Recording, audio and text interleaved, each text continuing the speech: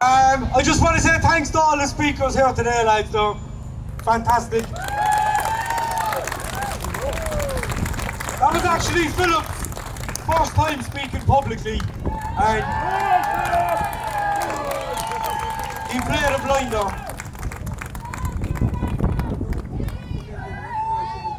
Thanks to Stephen and Paddy and Tommy as well, they did a great job. Lads, the first thing I want to ask you here today is, I want to show our hands now, right? Don't put your hands up yet. How many racist, Nazi, xenophobes are here today? Put your hands up. They're all in Dublin. 0. None. Come on. The media are going to tell everyone on Monday morning that hundreds of racists gathered in Grand Parade, Cork, to salute their SS commanders, Derek Blighe, Philip Dwyer, Chris Sky, and the rest. But that's how they operate. We know exactly how they operate by now. Yeah. Dickheads. But where did the term racist come from? Where did it come? Can anyone tell me? They use these terms to keep us quiet. Racist, xenophobe, homophobe, they all appeared out of nowhere the last couple of decades. And anybody that tries to have an opinion on government policy, they pull one of them out of their sleeve, and they've walked a blinder up to now. You got called a racist in this country the last 10 years ago.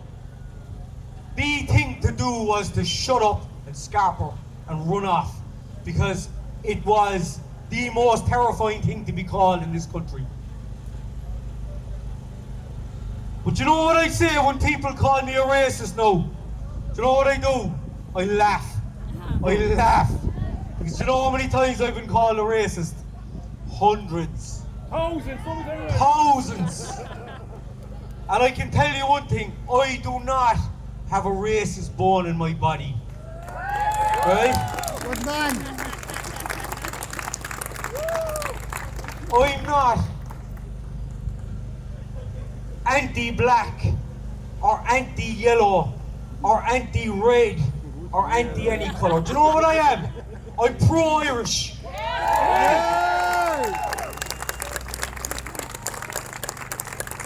But the media use these terms to shut you up.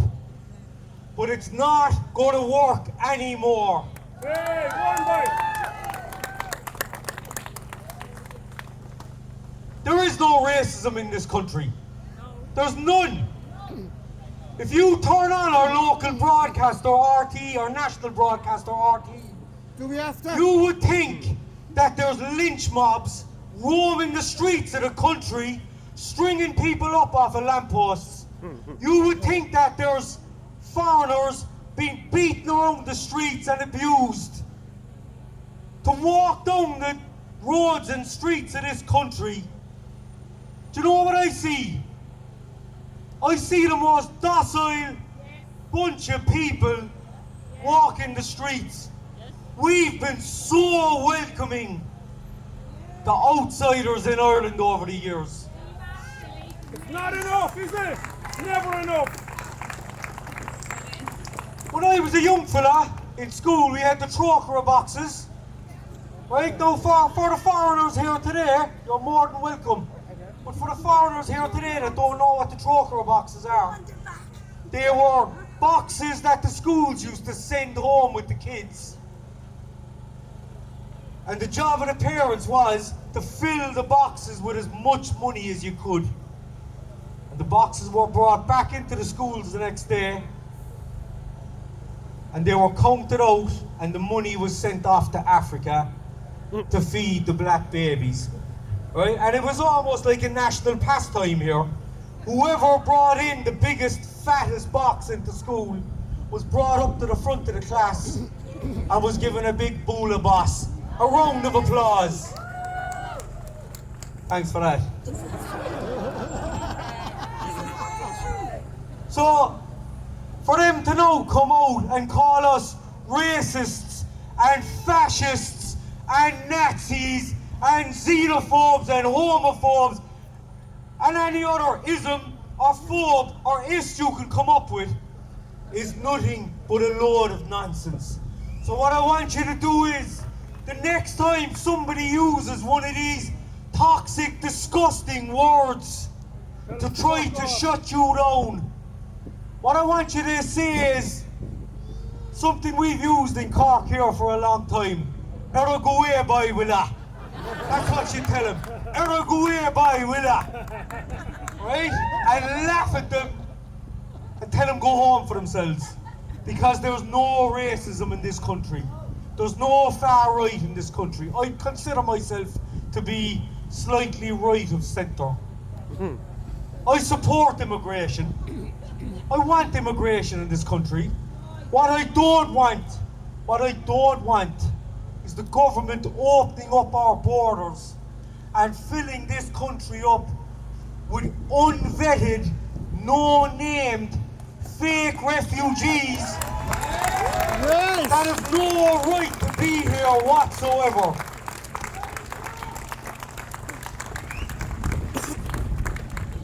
The war in Ukraine has been going on for over 8 years.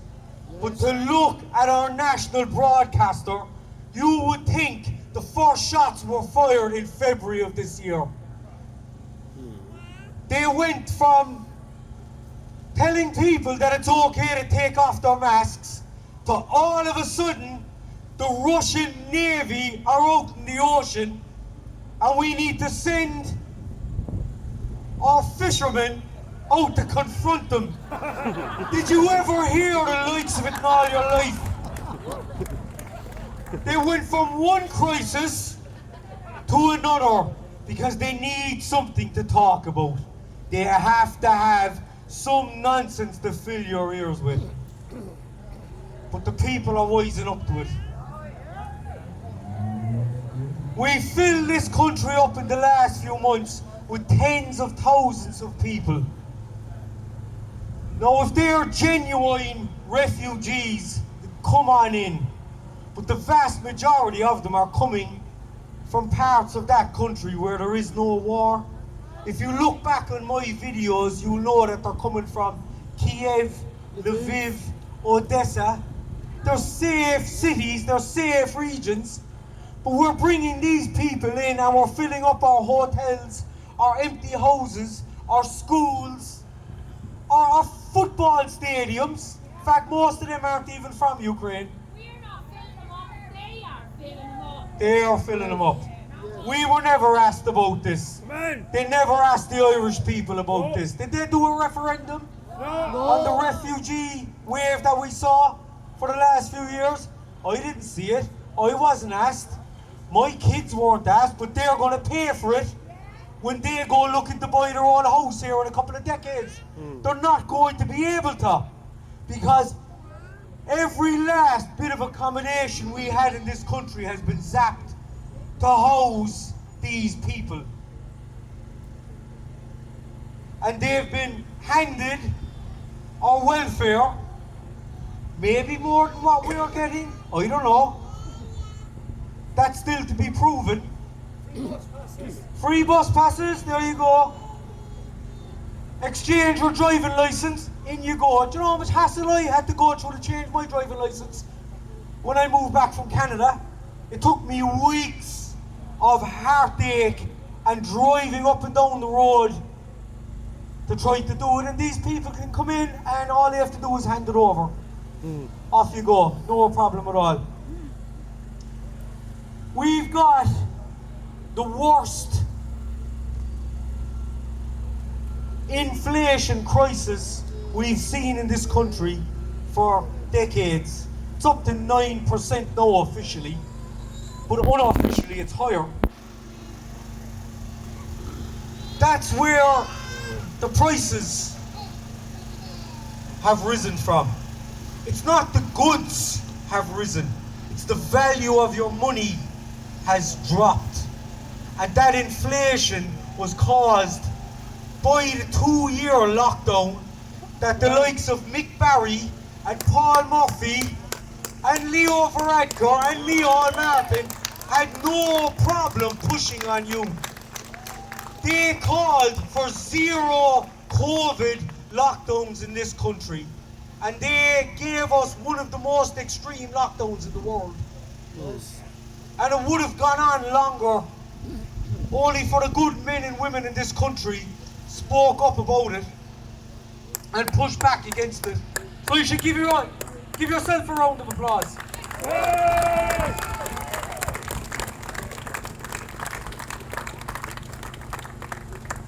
The price of petrol and diesel at the pumps. People can't even afford to put fuel in their tank anymore. It's gone through the roof. Why is that? Because of successive carbon tax policies. It's the green agenda that, once again, your government has pushed on you. Did they ask you about this? Did they ask you your opinion on climate change? Where is the climate change? The climate looks the same as it did when I was a young fella back in the 80s. I don't see any change. But if you turn on the TV and radio, they'll tell you it's different. The kids must think it's different because it's been drilled into them in school. But the carbon taxes that they are pushing on the back of this are the reason for the prices you're seeing at the pumps, and the reason why you won't be able to afford to heat your house this winter. A bag of coal has gone through the roof. You can't even legally buy turf in this country anymore. A fuel that we've used for thousands of years to heat our homes and keep our families warm. That moron up in Dublin, Eamon Ryan, is bandit. Who the hell does he think he is? The fucking dickhead! He's a clown, his head's in the clouds. Sleep. They're talking about electricity blackouts this winter. We're not going to be able to keep our lights on. And these are the fellas pushing heat pumps and electric cars on us. They want us to do away with our petrol and diesel engines. And they can't even keep the electricity on. How are we going to charge the bloody things? Huh? 2035 they want to outlaw them. How are we going to drive to work if they can't even keep the lights on? Lads, we need to open up our eyes and stop looking at our phones and start looking straight ahead of us. Dead right. Mick Barry last week, he called, I watched about 30 seconds of his speech. He called for a hard socialist policy in this country. Let me tell you about socialism. The left will try to sell socialism to you as everyone gets a house, everyone gets free this and free that. That's not what socialism is. Socialism is pie in the sky nonsense. And I see a few potential socialists walking around the back of the crowds, lads. I'm here on the streets most days of the weeks. You can confront me about it. I'm happy to debate you. You can come up on the stage here and talk if you want. Socialism is nonsense. Socialism means pure government control of everything you do and everything you say. And socialism always leads to the big C word. Who knows what the big C word is? Communism. Socialism is sold as this airy, fairy, fruity nonsense. But it leads to absolute military control of your country. And that's what we saw over the last 2 years. When the Gardaí were searching your grocery bags as you left Tesco and Aldi and Lidl to see what you bought. That was Ireland's first taste of communism. How did you like it? Shit. I certainly didn't like it. When you weren't allowed to leave your house. That was your first taste of communism. How did you like that? Did the lockdowns help us, I wonder? Did they stop the spread of COVID? I don't think they did. Mental health suffered. Yeah, well here we are today paying for those lockdowns. The lockdowns that Mick Barry and Paul Murphy and Leo Varadkar and the rest of them all supported and would have gone on indefinitely, right? Had the good people of Ireland not stood up and pushed back. And you need to keep pushing back, folks, because if you let these people get a grip on your nation, they will absolutely destroy you. Very true.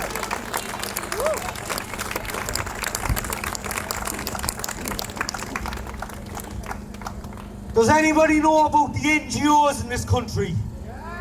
Does anybody know what NGO means? Does everybody know what NGO means? Non-government Most do. organisations. Most do. NGOs stand for non-governmental organisation. Basically what they are businesses. They're businesses. But what's relevant in this speech is the NGOs in this country, and I'm going to tell you how many they are in a minute. The NGOs in this country are paid by the government to lobby the government to implement more government policies.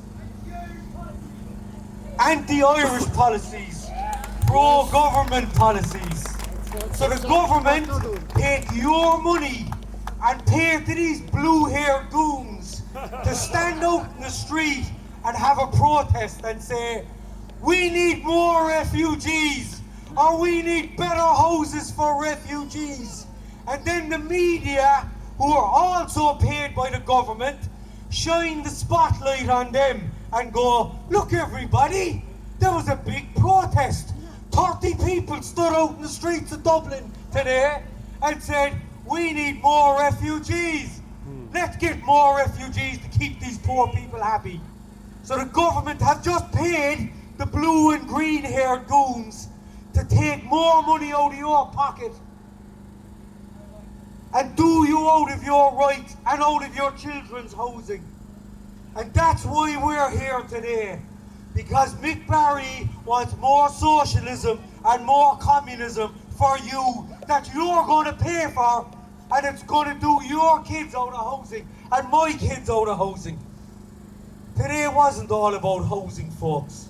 Today wasn't about housing. It's everything.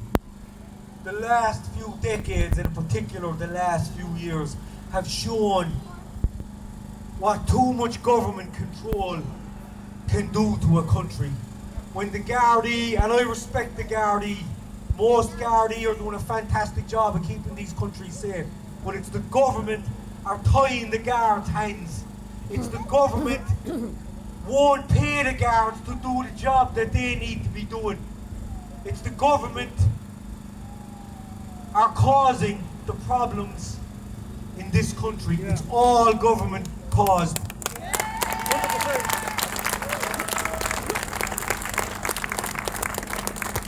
Just going back to the NGOs, there's 32,000 NGOs in this country that receive government money. 32,000 businesses that the government pays to lobby them to take away your rights and your money and do you out of your rights and your children's rights to housing. And you want to know how much money they pay them? Just shy of €6 billion. That's all money. 6 billion of your euros. How much housing If would we that did help you away with all these blue-haired and green-haired goons tomorrow morning and put them out of business, right? And we got that €6 billion and we put it into housing every year. Yeah. Do you want to know how many houses we could build for our own people rather than filling this country up with fake UGs? 25,000 houses every year. There'll be no housing crisis. That's 25,000 houses that our homeless and our children could use to house themselves and keep themselves safe on the streets of this country. But the government doesn't want you to know that. That's why the NGO sector is kept very quiet. But we need to start talking about it. We need the NGOs out of this country. We need them out. And you watch them attack me going forward. You watch the NGOs come out hard against Derek Blighe going forward. Because now their little secret and their little scam is up. Folks, going forward, politics in this country needs to be done differently. Paddy Bullman spoke about a great system of completely doing away with government and local communities getting together and setting their own agendas. I really like that idea myself. Paddy, you're going to sit down and have a cup of tea one of these days and discuss it.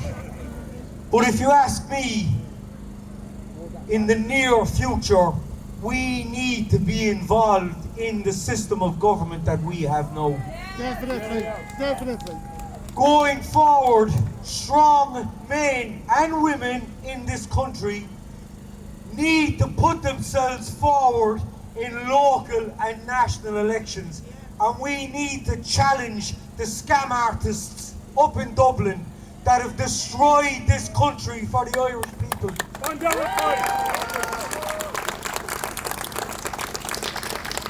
The days of being comfortable on your couch and drinking your beer and watching your TV and your football, it's over, folks. They want to destroy you in this land. They want to replace you in this land. We need to challenge them. We need to get them out of there. And we need to replace them.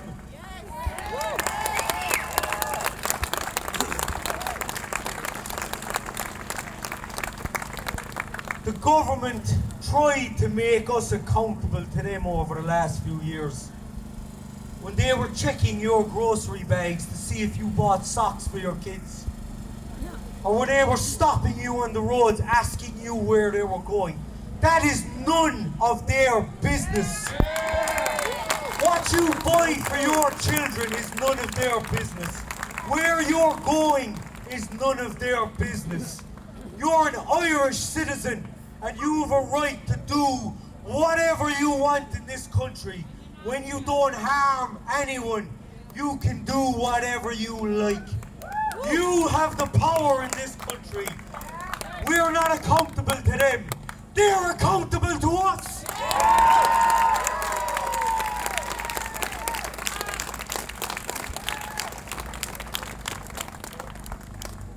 So folks, like I said, going forward, the men and women in this country, we need to stop being comfortable. Those days are over. Going forward, I'm calling on men and women from up and down this country to challenge them in local and national elections. We haven't done it enough going forward. We need to do it now. And if you can hear me today, you know who I'm talking about. If you've got the guts to challenge these people, you need to do it. I'm going to do it. I'm certainly going to do it. Good man, Derek, good man.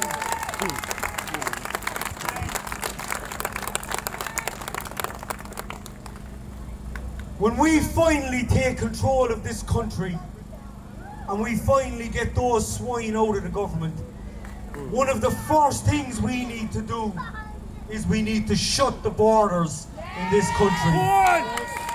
We need to shut our borders to mass immigration. Like I said, I have no problem with immigration. We've got some fantastic immigrants working in this country. Lads, put a bit of juice in that generator there before it drops. We need to shut our borders. We need, and the NGOs are going to hear this term because it's not used enough. We need mass deportations in this country. Can you hear me, Irish Refugee Council? We are going to have mass deportations in this country because the fake UGs that we've brought in here have no right to be here. All they're doing is creaming off your taxes and your kids' futures and putting you out in the street. Fucking right. The so-called far right, there's no such thing as far right. It's rising all over Europe. Sweden have just implemented a right-wing government that are going to implement Italy's next. nationalist policies in Europe. France is doing it. Italy is about to do it. Fair play to the Italians. This isn't something that's fringe anymore. This is the current thing now. It's the right thing, right? And this is what's going to happen going forward in Ireland. We are the media in Ireland now, and this is the beginnings of a nationalist government in this country. Give yourselves a round of applause, and thank you so much for coming out here today.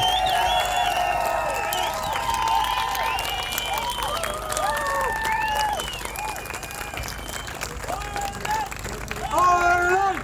Ireland! Ireland! Ireland! Ireland!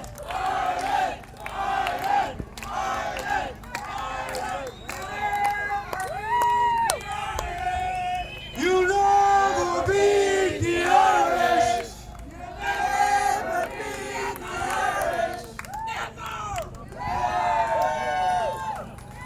Folks, the next man who's going to come up on stage here, he definitely needs no introduction from me. I've been looking at him now for a few years. He's a Canadian man. For those of you that don't know, I lived in Canada for many years.